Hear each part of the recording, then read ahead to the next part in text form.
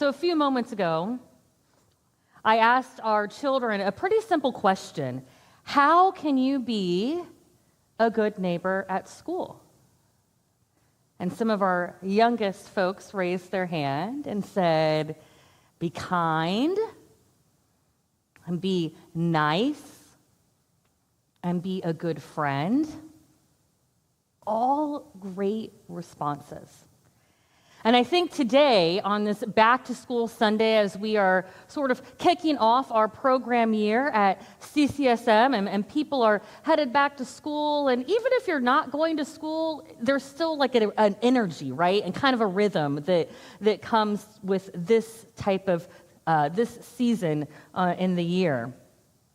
So today is a really good time to remember that our children are learning what it means to be a good neighbor from all of us. And not just from the things that we intentionally teach them. They're learning from the way we talk about people when we think that they're not listening. Or the offhanded comments that we make in the car or the kitchen or in the hallway on our way to happy coffee hour. They're learning from stories that we tell around dinner tables. They're learning how we talk about someone who votes differently than we do or talks differently than we do or likes different music or thinks that a project at church needs to be done differently than we do. They are listening and watching and absorbing all of it. If you've spent any time around children and youth, you know that they are sponges, right? Maybe not when they're playing video games, but beyond that. And so are we, aren't we? You know, there are some pretty loud voices in our world right now trying to teach us who belongs and who doesn't. We are constantly being sorted into categories and camps, them and us, insiders, outsiders, worthy, unworthy. And all of that othering is quite literally destroying lives and families and entire communities. People are targeted or taken because they look Latino or Asian or African. Humans are treated less than humans because of the color of their skin or the accent that they might have. Queer and trans kids are hearing messages that there is something wrong with them for who they are. Kids hear that they are too fat or too thin or too weird or too dumb or too different or too fill in the blank. And if we hear those messages enough, and we know that they're out there. Studies have shown how many messages we receive in a day. It is overwhelming, and it is very easy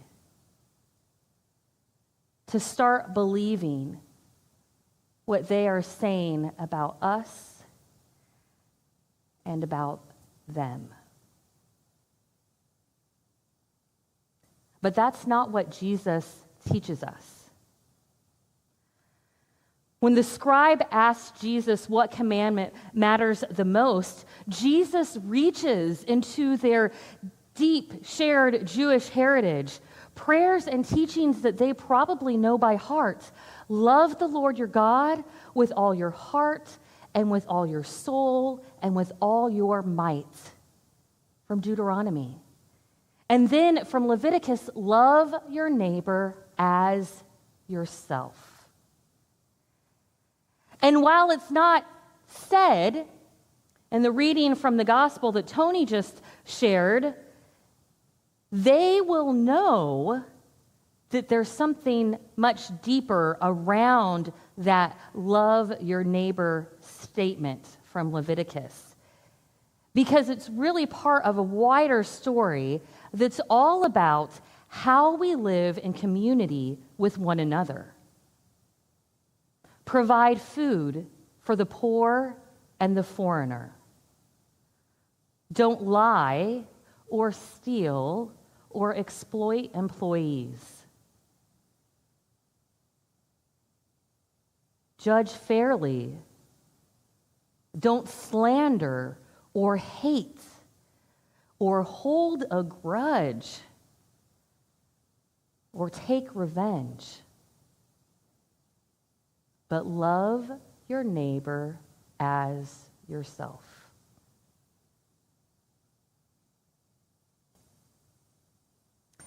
And then just a few verses later comes this extraordinary command to love the foreigner as yourself. In other words, biblical neighbor love was never about just simply being nice. It's about the kind of community that God is calling us to create together. Jesus spends his entire ministry teaching them that. He embodies this. And he continues, hopefully, to teach us as well. Now, I'll confess, I have some room to grow in this area. You know, sometimes after a long day, I was having a conversation with someone yesterday, and being neighbors is hard, right? It is not an easy task. It's not as easy as our beautiful book, Who is My Neighbor, states. You know, sometimes I get home after a long day, and I'll pull in my driveway the exact same time as my neighbor. And I live in a duplex, so we share a driveway. And I just don't feel like talking to her. Or maybe anyone. And so I'll sit in my car and scroll on my phone or pretend that I'm on a very serious phone call, and I'll wait for her to go inside. That's horrible, right? How difficult is it to just get out and say, hello, how are you? How was your day, right? And I am certain that I am not the only person who has been driving on 101 and have loudly raised a few less than loving words for a neighbor who is next to me or now in front of me. And I've been called out on that a time or two by my nieces. And that's not a bad thing, because we need to keep each other in check, right? Being good neighbors takes practice. It takes courage, and it takes grace, and it takes all of us working on it together. And yes, that sometimes is a simple act of kindness, of saying hello or learning someone's name or sitting beside someone who's alone or listening with openness and curiosity instead of deciding what we think about people before we've ever even spoken a word. But loving our neighbors also asks something more from us. Sometimes it means saying, this is not how we're going to talk about people. This is not how we're going to treat people. Sometimes it's praying with our feet and showing up to serve and advocate and protest and to stand beside someone whose dignity is being threatened. And sometimes the very hard work of loving our neighbor means refusing to dehumanize even the people with whom we deeply disagree. Because we can't teach our children not to bully people on the playground while modeling contempt for people we disagree with in the world. We can be angry. We can disagree fiercely. We can stand up against injustice. Jesus certainly did all of those things. But even across all of those divides, we are still neighbor speaking to neighbor. Sibling speaking to sibling on this shared planet that we all call home. Love God and love your neighbor as yourself. Because these two things cannot be separated. And notice those last two words, as yourself.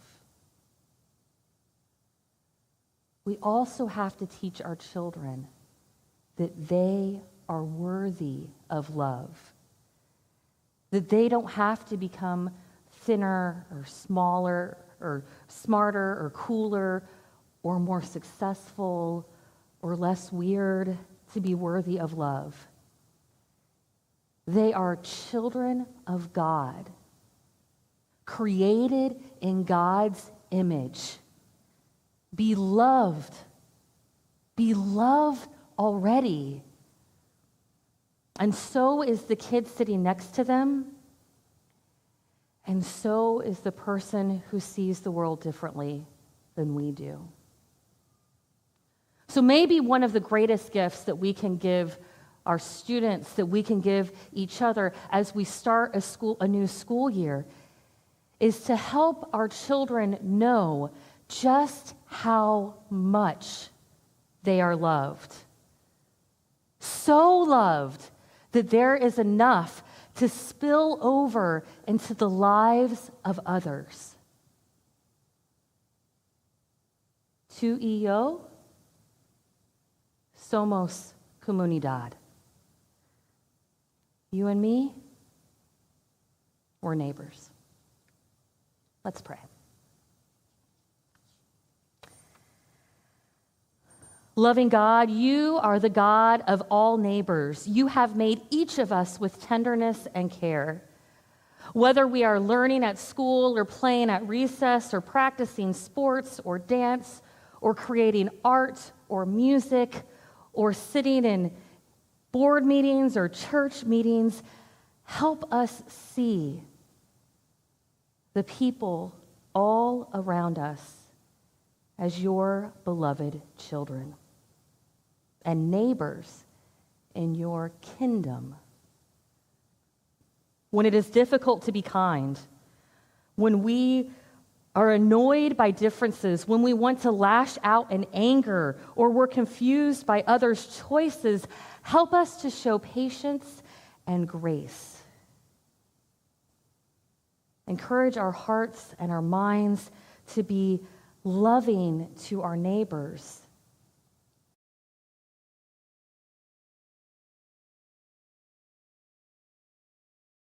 Jesus' teachings, and to also learn from one another.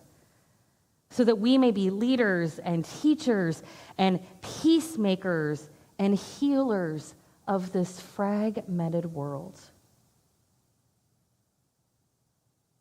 We lift up this prayer along with all the prayers that are on our hearts and in our minds this morning as we join together in saying the prayer Jesus taught us to pray.